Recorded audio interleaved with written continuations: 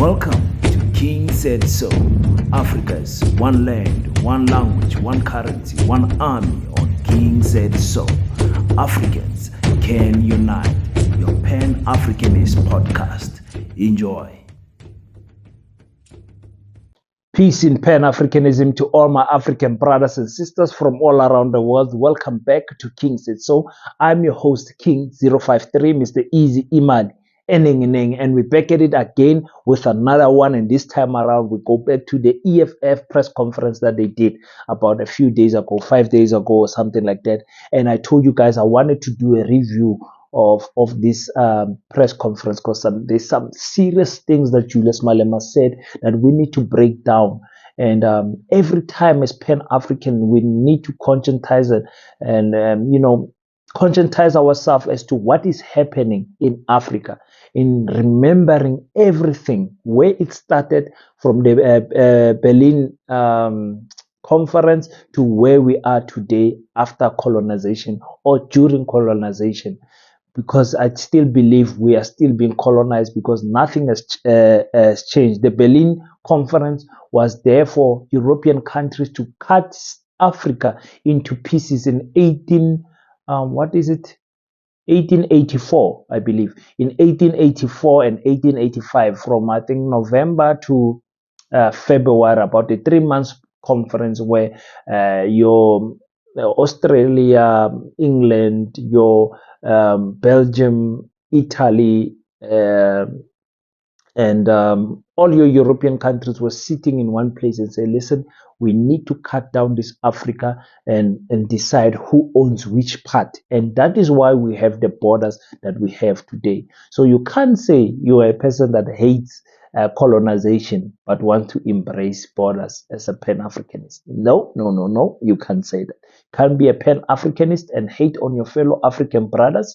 because they come from a different country as you, a country that was given by your colonizers, the borders that were given by your colonizers. You can't hate another African person because they've got a darker skin color than you. That is pure rubbish as an African. That hate does not come from you. It comes from the colonizers. They have taught you, and the system still lives in most of our African brothers and sisters. They are historically traumatized, damaged emotionally. They don't even know it. So Julius Malema spoke about many things. I want to break it down to how many videos? About 6 videos. So it's going to be a longer video, but I'm sure you're going to enjoy every second. Let's first hear what he said about land. Derives from the fact that 30 years since the attainment of political freedom, 80% of the population continues to occupy less than 10% of South Africa's land. Landlessness is still the lived reality of the majority of our people. The emphasis on jobs is motivated by the sad reality that after 30 years of attempts at addressing the joblessness, more than 15 million capable South Africans who need jobs are unemployed, and with no hope that anything will change unless the current government is changed. The emphasis on now is informed by the fact that 30 years is rather a long time for any political party to keep making empty promises. The emphasis on now is also because our people live in absolute poverty. Similarly, the emphasis on now is because our people are landless. The emphasis on now is because our people are jobless. Yet again, the emphasis on now is because the crisis of racialized poverty, inequality, underdevelopment, landlessness, and joblessness are being experienced now and must be resolved now. I don't know how many times this must be said for it to click in the minds of Africans, South Africans specifically, because that is the scenario we are dealing with right now. 80% of the land, look at the map of South Africa. 80% of that land is in the hands of the minority, 7%. The latest stats essay has came out and said white people consist of only 7% of the population. Now that 7% of the population are not adults. Most, about 2.3 to 2.3 to 3% of that 7% are children that are in the school system. And then you have another about 2% that are not actually rich. They are just normal working class white people. Then you have the upper less than 1.8% of the white people, and it is them that own the land. They don't tell it to you like that. You need to break it down like that so that Africans can wake up and say, actually, South Africa is owned by 2%, 2%, and of which we can cut it down to a few hundred families that own the agricultural land, that own the minerals, and that owns the um, vast land of South Africa.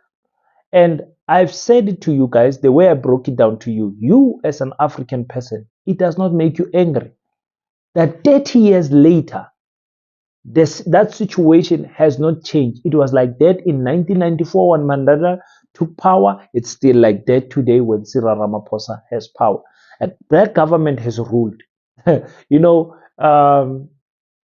what happened in Zimbabwe, where Robert Mugabe gave the colonizers a time frame and said, listen, in 2 weeks, I want you guys out, move out of that land. The way you took our land is the way we are taking it back.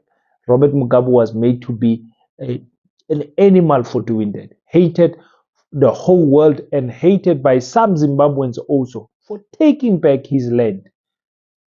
Taking back his land. Remember the way it was taken in Zimbabwe. Some white families, some British families were given each, I believe, about 4,000 hectares, 4,000 hectares per family. So they will just draw a map and say, this is your 4,000, that's your 4,000. And when they get to that 4,000 and find the indigenous people in that land, the Zimbabwean people, they will just chase them away. And these Zimbabwean people will move from land to land because all that land was being owned by families, white families. But when Robert Mugabe took the power of Zimbabwean government, he then took back the land. And guess what? Guess what happened when what's his name? Mnangagwa took back the power after outing Robert Mugabe. He called back the British people, gave back the land, and gave them subsidy to restart their farms again. Oh, Africans, we are a joke in Africa. We are a joke. So if the land issue does not make you angry, you cannot claim that you are a Pan-Africanist. What type of a Pan-Africanist are you? You don't even own a piece of land in Africa. Hmm? It should trouble you that you don't have land. It should trouble us that we don't have land. Let's quickly listen to what he says about the deployment of the soldiers in Congo, and of which most of what he said, I agree with him. Deployment of soldiers to DRC is out of order. It must be withdrawn with immediate effect. Not that South Africa is not supposed to deploy in DRC. We're supposed to deploy in DRC and be in the forefront. We just don't have the army. Our army can't look after cabbages. I can't hire them in my farm to go and look after cabbages. We just don't have the army. The ANC has collapsed the army. That's why in the manifesto of the EFF we say we will finance the army and make sure that it's properly trained and the necessary equipment needed for the success of the army is provided. The army has collapsed. How come the AK-47s just enter South Africa with ease? Look at what KwaZulu-Natal has become now, where guns are found with ease. AK-47 is associated with Mozambique. It's even on their logo. The flag of Mozambique has got AK-47 because that is a weapon of their choice. It has never been for us. Unless in exile, in MK and APLA and all of that. But we as a country, we don't count amongst ourselves The weapons that we prefer, AK-47. Now, the point that I wanted to address here, and I must say I don't agree that soldiers can't take care of cabbages. I think that's taking it a little bit extreme. But sometimes you have to put in an extreme example like that so that people can understand what you are saying. That our soldiers are next to useless. And most of the army people will agree with this because there are some good soldiers that are willing to die for the flag and die for the people of South Africa and of each African country. But what I wanted to add on what Julius Malema said is that Africa does not have an army. When this channel advocates for one Africa, one land, one Africa, one currency, one Africa, one army, one Africa, one language, and one Africa, one president, this is exactly what we mean. African countries, African presidents are not spending enough money on equipping their armies. That is why you see a rebel camp sitting in the bushes somewhere can defeat an army of a country. That's why you see every country that has been attacked by rebel camps, they need backing from the African Union, they need backing from the regional armies and all of that, because the armies of those countries like Congo are next to useless. They only have small little AK-47 to play around with. The same with the army of South Africa. In fact, the army of South Africa has become a tool to try to reduce the unemployment rate. There is no proud soldiers there. You see soldiers twerking, you see soldiers drinking alcohol with uniform, you see soldiers doing crazy things with the uniform. They don't even respect the uniform they have. They went for training here in Kuruman, and then in the bush when they were doing training, a fire broke, and in that fire, when it broke, it burned our soldiers to death. I believe 5 or 6 people passed away in that situation. So you ask yourself, if they go to war and those people burn the bush, it means our people are going to die, because they are simply not equipped or trained enough to face any. Like, we don't have an army in Africa, not a single one. Not a single one. We don't have nuclear power in Africa. What type of nonsense is that? I know Burkina Faso is going to get nuclear weapons from Russia right now. That's why they fear Ibrahim Traoré so much. But I mean, it's nonsense. We have nuclear power stations here in South Africa, 2 of them. Why don't we have nuclear power to protect ourselves? What will we do if that army base in Botswana attacks South Africa? What are we gonna do? Absolutely nothing. So let's also cover what he said about tribalism. We grew up in the ANC, and that's one thing we need to thank the ANC for. The ANC has never taught us tribalistic politics. Never. From its formation, the ANC has always said, Muxhosa, Muzulu, Musotho, Tanganan. There was a motto like that. We grew up like that. Those are our politics. So, Mutolo's entertainment of tribalism and encourage tribalistic activities and finance tribalistic activities is scary. South Africa must rise against tribalism. We will never stop going to KZN. We will go and politicize that province and make sure that our people are not victims of tribalism. So the tribalists want to make KZN a no-go area. We're not going to allow that. Our duty as the EFF is to politicize the people of South Africa.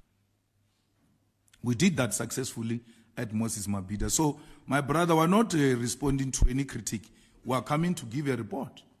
When you have a rally, you come back, you give a report, and then we give you opportunity to ask us, if you so wish, on the manifesto, what do you mean by this, like that, like you are doing. So tribalism is a big problem, especially in KwaZulu-Natal, because the Zulu nation is the biggest tribe in South Africa. And when you go to where they stay, most of them, not all of them, are very tribal. They will Abasutu, Lamashangani, Lamaxhosa, like you can feel that, oh my goodness, ah, I'm not welcomed here. But some of them are very welcoming. So in the political space, you put tribalism aside and wear the political head, so that you don't want to fight with other people because they are in different political parties. Understand? You cease from existing from your tribe and and resume your political duties. You understand what I'm saying? But now there's an issue where KZN for a long time it was for the IFP and the ANC and no other party. We can speak about what is the UDM. We can't even mention other parties. The IFP and the ANC were the dominant parties in KwaZulu Natal. So for the EFF to infiltrate that space, it becomes difficult. You saw Mkhonto Wesizwe doing it with ease because Mkhonto Wesizwe is seen as a Zulu party, but it's not. But the EFF gets it hard because they will say lo msuthu lo olwelishangani libuya eLimpopo, Limpopo, sing Limpopo, Limpopo, Limpopo. Anyways, so you saw also the fights with Mkhonto Sizwe and ANC happening there. So tribalism is very real here in South Africa. You guys go in the comment section and tell me, what do you think about this tribalism? Is it going to be eradicated? Is it going to be destroyed ever? Ever? Are we going to have a situation where tribalism is no longer there? Or is it just something that we have to accept that it's there and just try to manage it? Let's quickly listen to what he says about Fikile Mbalula and ANC getting about 30% in the next elections. You know, you can say all you want to say about Mbalula, and that's what I must give you a tip about him. The guy never lies. So he tells the truth, mara unattacked. So he tells it not in a tactful way. So that's what gets him into trouble. But at the end of the day, that is the truth. If you remember, Mbalula at the beginning said the ANC is going to get 30%. He said, I will be shocked if the ANC passes 30%. That's when he was starting to be the Secretary General. But you guys forget that he was head of elections before he was Secretary General. So he knew what he was talking about. Then he says to me, let me tell you something, my guy. You see, this guy, Cyril Ramaphosa, saved us in this previous election. If it was not Cyril, remember that time Cyril was, oh, hey, all this good thing, hey, well, good boy, good boy. And you are praising a thug, good boy, good boy. And this guy, had this conference gone anywhere and produced a different result, that was the end of the ANC. So now, after that, he has an interview, he says, I'll be shocked if we pass 30%. And then he comes, he realizes, I said something I was not supposed to say. Then he's trying to spin it. I was saying, for instance. There are certain examples you don't give. Imagine when you are talking, for instance, Julius Malema doesn't have 100. You can't say that. Or no, it's example. Even in the example, you can't give example about me like that. There are certain examples you don't do. How do you do example about your party getting a 30%, a ruling party? It escaped him and he was telling you the truth. Mbalula called it before Ipsos. Or, 30%. So it's done. You know, what he's saying there, he's got a point. Because if you are an election leader for the election campaign. That was the 2019, where Fikile Mbalula, and I think it was a good strategy for the ANC to put him there as the campaign leader for the ANC, because he's loud, he talks too much, and all of that. I ask myself, does the ANC sit down and reflect and have an honest conversation on the numbers that they have?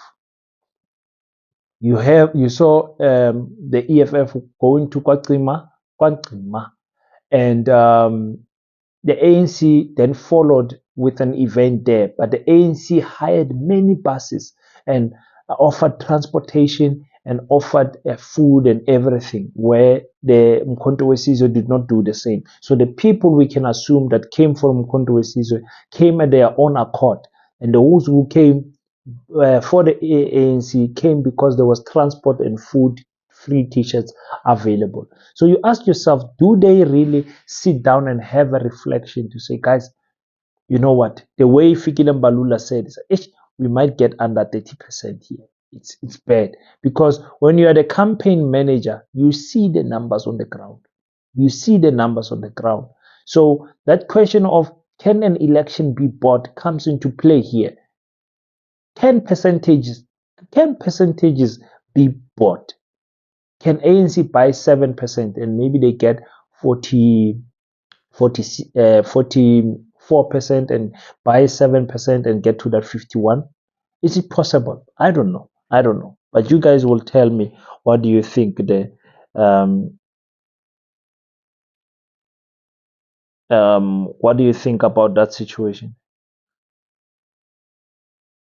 Again, let's get to the last point. I want to get to the last point that was very, for me, that's another thing, man. I don't know how to say it, but let's hear what Julius Malema said about the Oppenheimers, your Aunt Rupert, and how the EFF is going to work with them going forward.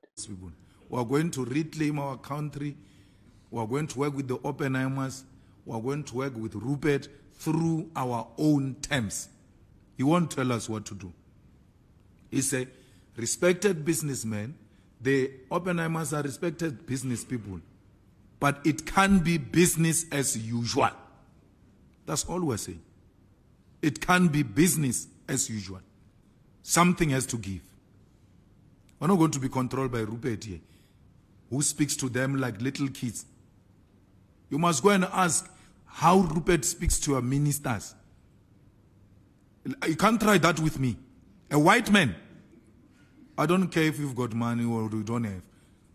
I used to have a white mentor in Polokwane called Jimmy Contompelitos or something. One day he spoke to me in a bad way in a meeting. I said, you must never try that. He thought I was joking. I stood up. I said, no. No white man speaks to me like that. You don't do that. Don't do it. I don't care whether he was my man. No white man speaks to me the way Rupert speaks to your ministers. Ask Mbalula. Mbalula utawubuja. He will tell you. Wala need Mbalula. Rupert ila mo address. Aile golf ngaro way yak ailwe. Where you going? Our address Rupert. If you don't return Pravin, I'm taking my things, I'm leaving. You must try that with the EFF. If you don't do this, I'm taking my things, I'm leaving. Don't have time for that. China, Russia, we're going to work with them on our own terms. The Chinese don't go around Africa stealing anything from Africans. Your corrupt leaders overcompensate in exchange for something personal.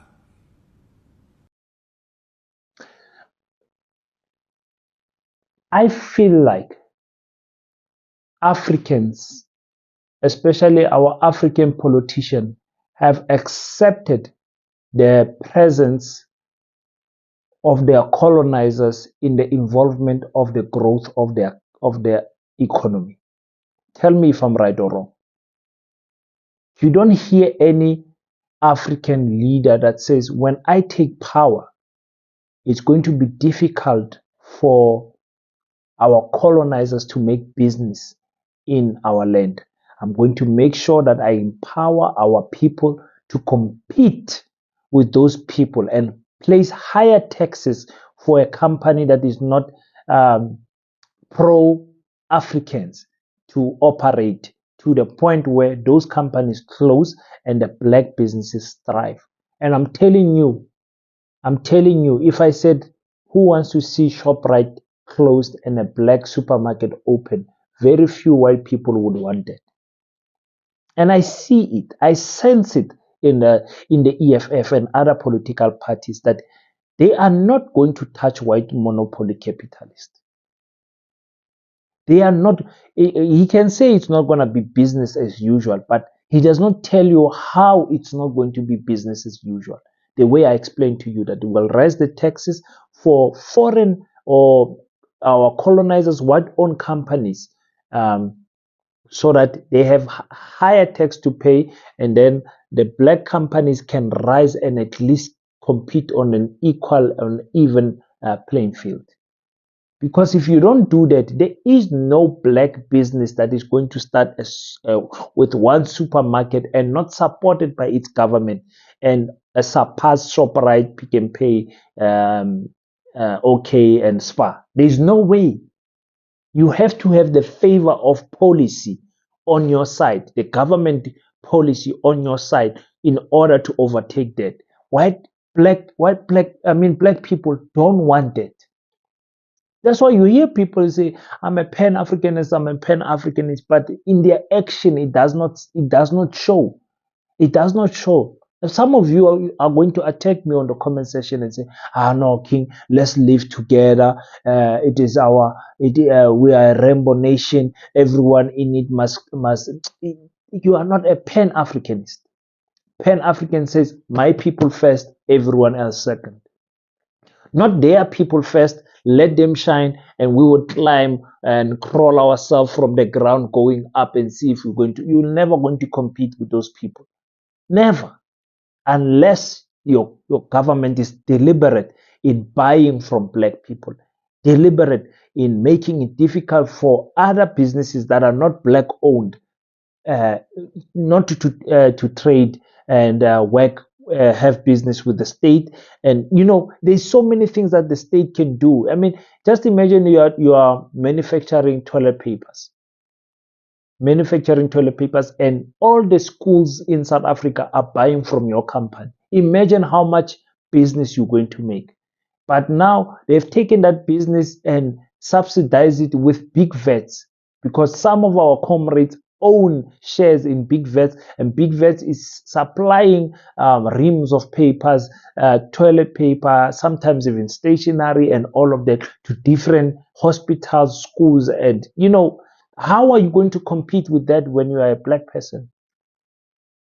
Well, when are we going to be supported by our government? Because remember, the EFF wants to do also with the tender, they will do away with the tender process. So meaning black businesses, their biggest customer, which is government, will be gone. So I don't know. Let's see what will happen. For me, I'll tell, if I was the politician, I would say, when I get in power, Oppenheimers, you can pack your bags already. That's what I would say. When I get in power, Johan Rupert, we are coming for you. Reparations for what you have done to this country, you and your family. You can start packing your bags already. That's what I would say. But anyway, I'm not in politics. I'm not a part of any political party. I'm just a YouTuber. What can we say? Just a poor Pan-Africanist where I am. But one day they will feel our voice. They will hear our voice, and they will fear us when we are coming. You understand what I'm saying? So I hope you guys enjoyed that one. Until we meet next time, don't forget to subscribe. Subscribe, guys. Click the subscribe button quickly for me. We want to reach the 20,000 subscribers and give away the Pan-African t-shirts, and make sure that everyone He is vibing with this Paseta t-shirt. Everyone must wear this Paseta t-shirt. Everyone in this channel must have this Paseta t-shirt. There will be a time where I'll print them for sale and I will post them everywhere around South Africa. But for now, I'm still giving them out for free. So we have 3 people that we are going to give the t-shirts for now. It's Trinity from Begersford, it's Tulane from Nelspruit, it's Gina in Johannesburg. I need 7 more people, and I choose them when I go live and do on our weekly live links, usually on a Friday or a Saturday or sometimes during the week, depending on my schedule. So yes, that's where I choose my people. So make sure that you click the bell icon. You are notified every time your boy uploads a video, so that you can be one of those people that can win the Pan-Africanist t-shirt. And something else, I'm still deciding what is it I'm going to add. The first 10,000 people, I gave them a book and a t-shirt. So when we reached 10,000, I gave 5 people a book and a t-shirt. So now that we are reaching 20,000, I've changed it from the 10K t-shirt. Maybe I said I would do both t-shirts, but we'll see what budget does, because I might give you a t-shirt that says 20,000 subscriber and the Pan-Africanist t-shirt and something else. I don't know. I'll see. I'll see what I will. I'll cook something special for you guys. So, and that is the way I can show, appreciation for all the support that you guys have here. Clicking the subscribe button, sharing the videos on your WhatsApp status, and all of that. I appreciate it so much. Until we meet next time, don't forget to pray. And after you pray, wait. Let's listen to our Goliswa in Eastern Cape, what she said about her book and her t-shirt. Thank you so much, my leader, for my gift. May God bless you, may God keep you, and may God protect you. In the name of Jesus.